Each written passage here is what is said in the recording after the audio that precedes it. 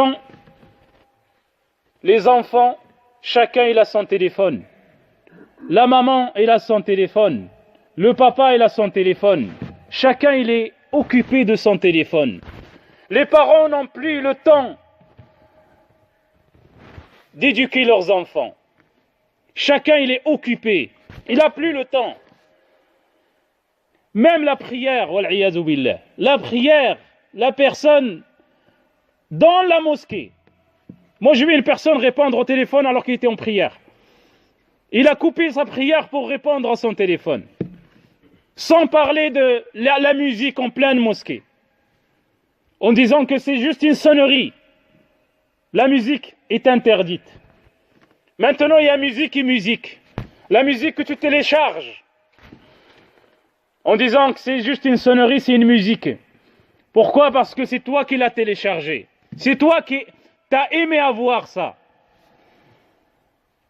Et donc, cette épreuve, elle est partout. Tu marches, tu passes par un arrêt de bus, et tu regardes les gens, chacun il est devant son téléphone.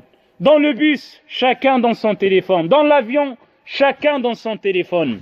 Le téléphone, il est devenu plus nécessaire que n'importe quoi. La personne, il est capable de délaisser sa famille et ne pas délaisser son téléphone. Imagine d'enlever le téléphone à tes enfants un jour et tu vas voir qu'est-ce qu'ils vont faire. Le téléphone est devenu une personne dans la maison avec qui on parle, avec qui on dort. Le soir, la dernière chose, il faut qu'on regarde le téléphone. Le matin, avant de dire le dhikr, de remercier Allah subhanahu wa ta'ala qui t'a donné la vie, qui t'a redonné la vie, après l'avoir pris pendant ton sommeil. Au lieu de dire Alhamdulillahi allazi ahyana ba'dama amatana wa ilayhi an-nushur. Je remercie Allah qui m'a donné la vie après la mort. Non, dès qu'il se lève, la première chose, il prend son téléphone.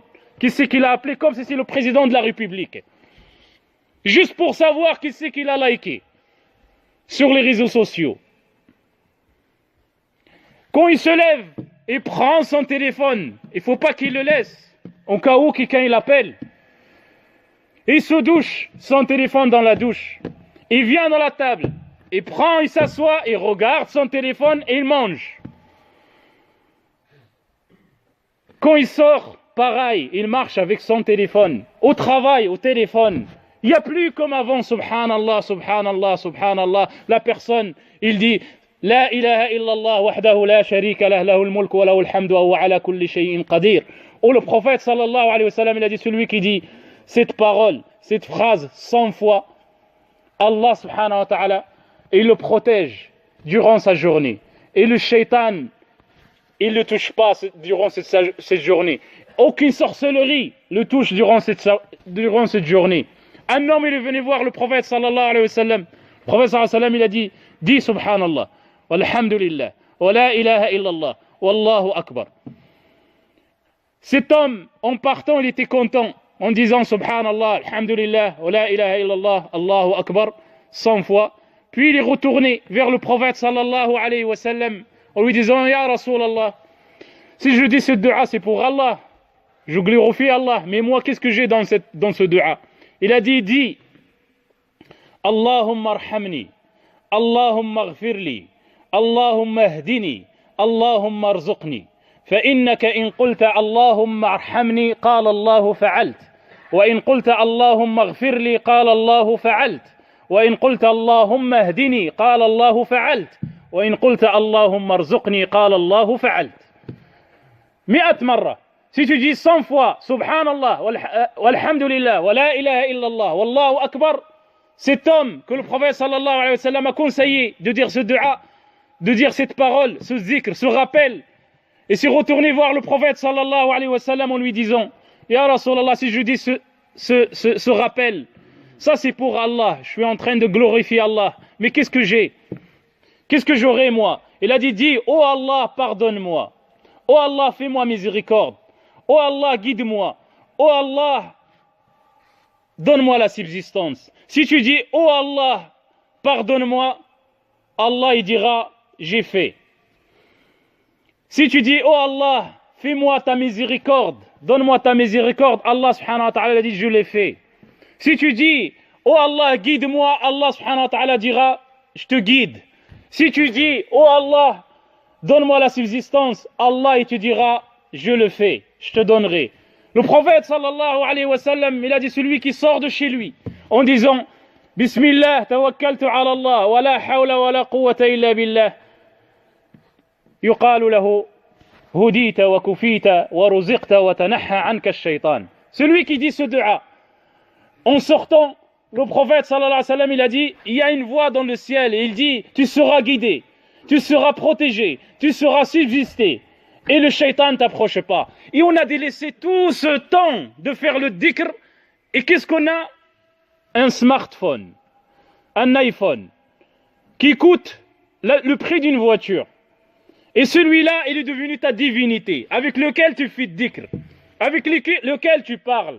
Tu rentres dans une famille, comme j'ai dit, chacun il est occupé de son téléphone, de son smartphone. Personne n'a pas le temps de parler avec l'autre. Chacun il a une vie extérieure, il a une vie virtuelle, c'est pas extérieure, une vie virtuelle.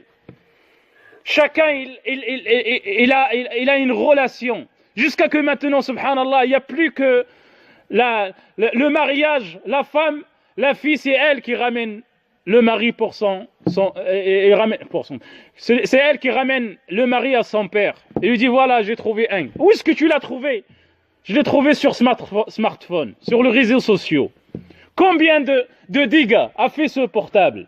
Qu'on a délaissé l'adoration d'Allah subhanahu wa ta'ala en adorant ce portable. La personne, elle vient à la mosquée, il n'a pas le temps. Il faut qu'il reste jusqu'à la dernière minute, jusqu'à qu'on... Parfois la prière y passe. Mais celui qui a mithqal dharra min al-iman, celui qui a une graine de foi dans sa... Il attend devant la mosquée. Il reste devant son portable. Jusqu'à quand il ouvre les vitres. Jusqu'à qu'il entend Allahu Akbar, ashhadu an la ilaha illallah. Et là il sort, il court. Alors que le prophète sallallahu alayhi wa sallam, il a dit, si vous partez, si vous sortez, si vous marchez vers la prière, ne précipitez pas. Marchez tout doucement, avec respect. Et si vous ratez quelque chose, complétez votre prière. Nous, on arrive, on dirait qu'il y a un terroriste qui est rentré dans la mosquée en courant. Et donc, notre vie, elle est bouleversée. À cause de quoi? À cause d'un appareil. Un appareil, comme ça. Cet appareil qui a fait des morts. Il y a beaucoup... Comment il a fait des morts? Peut-être vous avez lu ce jeu qui a tué beaucoup d'enfants, qui s'appelle le poisson bleu. Le poisson bleu, je ne dis pas ça pour qu'on le télécharge, c'est très dangereux. Parce qu'il se base sur la psychologie et de la perte de conscience. Il y a beaucoup de niveaux. Elle a été la cause de beaucoup de morts dans le monde. Des enfants qui jouent. Et c'est nous parfois qui téléchargeons les jeux. On n'a pas le temps de leur apprendre la Fatiha, mais on a le temps de jouer avec eux, de leur télécharger le jeu. Jusqu'à que la personne est devenue maintenant obsédée par les jeux. Il faut qu'il joue. La prière, dès qu'il finit la prière, il faut qu'il court vers son portable. Vous voyez la personne quand il va aller à l'aéroport.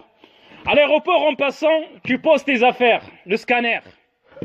La chose la plus qu'on fait attention, c'est le portable.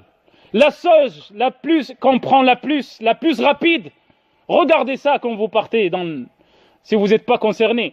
Regardez si vous allez prendre l'avion. Et regardez les gens. La première chose, il pose son portable, et dès qu'il passe le scanner, même pas une minute, la première chose, il reprend son portable pour regarder son portable au cas où il a raté un SMS. Le portable, il y a le côté bien, il y a le côté et le grand côté mal. Bien sûr, on peut apprendre beaucoup de choses dans le portable, par les ordinateurs, par tout ce qui est connexion maintenant.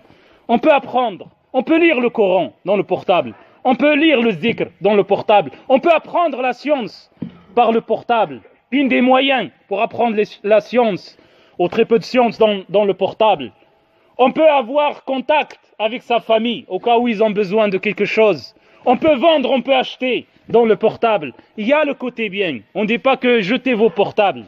Mais l'utilisation, comment utiliser le portable, c'est là où il y a le problème. On a besoin de former nous-mêmes avant nos enfants. Ton enfant, avant de lui acheter ce portable, qu'est-ce qu'il connaît de l'Internet? Vous savez que les réseaux sociaux, pourquoi ils étaient créés les réseaux sociaux? C'est pas pour ton bien, c'est pas pour ta beauté, c'est pas pour arranger les choses. Les réseaux sociaux, ils étaient créés, je me rappelle plus quelle année ils ont commencé, j'avais lu un article, où le but des réseaux sociaux, c'est pour récolter les informations des gens. Vous voyez maintenant, quand il rentre, la personne, il prend le couscous en photo, il le met sur Facebook. Il prend son fils, la femme aussi, il prend sa beauté et le met sur Facebook. Et ces photos, ils sont piratées des fois, et avec lesquelles on peut faire beaucoup de choses. Jusqu'à qu'un jour, il s'est arrivé pas mal de fois, où la personne, elle est sur son portable, il voit sa femme, sur son portable. Donc, on doit craindre Allah subhanahu wa ta'ala. On doit réfléchir. On doit refaire l'éducation. Paramétrer notre éducation par rapport à nos enfants. Il faut qu'il y ait du contact avec nos enfants, avec nos familles. Il ne faut pas qu'on passe plus de temps. Faites un pacte dans la famille. Les enfants, la femme, l'homme, si vous êtes sur la table, il n'y a pas de portable. Posez-le là-bas. Le soir, quand on est en famille, pas de portable, sauf en cas d'urgence, en cas d'appel urgence. Mais hors de question que tu t'assoies devant tes enfants et tes enfants devant toi, il n'y a pas de... C'est-à-dire, moi je m'ennuie avec vous. Et les enfants, ils s'ennuient de tout. Ils attendent juste aller dans la chambre. Avant, les gens, ils sortaient la nuit pour faire le haram. Maintenant, on n'a pas besoin de sortir la nuit. Il suffit qu'ils se connectent la nuit. Vous savez, il y a pas mal de sécurité pour sécuriser la vie de l'Internet de nos enfants. Si on arrive déjà à sécuriser nous-mêmes. Mais nos enfants, couper l'Internet le soir. Pourquoi le laisser? Le shaitan, il est là. Les shayatines, ils sont là. Il suffit de ne pas dire bismillah et le shaitan, il rentre avec toi. Imagine, vous êtes 10 et personne n'a dit bismillah en rentrant. Combien de shaitans? Toute une famille sont avec vous. La guerre, les embrouilles dans la maison. Et là, le shaitan, il vient voir la fille. Il vient voir le garçon. Lève-toi, regarde regarde comme ce garçon, comment il est beau. Regarde ce qu'il t'a dit. Il t'a fait un compliment. Il faut répondre quand même. Le garçon, c'est pareil.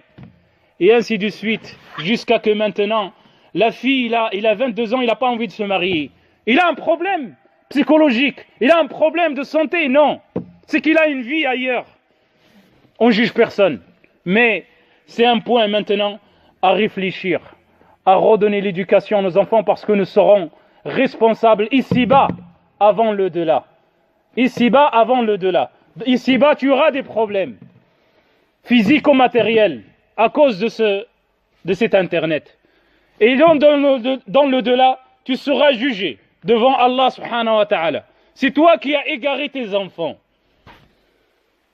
أقول قولي هذا وأستغفر الله لي ولكم فاستغفروه إنه ولي ذلك والقادر عليه. اللهم اغفر لنا ذنوبنا وإسرافنا في أمرنا وثبت أقدامنا وانصرنا على القوم الكافرين. اللهم اجعل الحياة زيادة لنا في كل خير واجعل الموت راحة لنا من كل شر. اللهم قنا الفتن ما ظهر منها وما بطن. اللهم أعنا ولا تعن علينا وانصرنا ولا تنصر علينا واهدنا ويسر الهدى لنا. اللهم احفظ أولادنا وأولاد المسلمين وبناتنا وبنات المسلمين. اللهم قهم الفتن ما ظهر منها وما بطن برحمتك يا أرحم الراحمين يا رب العالمين. اللهم انصر إخواننا المستضعفين في مشارق الأرض ومغاربها. اللهم كن معهم وليا ونصيرا برحمتك يا أرحم الراحمين يا رب العالمين. اللهم من أراد بالإسلام والمسلمين خيرا فأعنه عليه ومن أراد بالإسلام والمسلمين شرا فاجعل كيده في نحره واجعل تدميره في تدبيره يا أرحم الراحمين يا رب العالمين.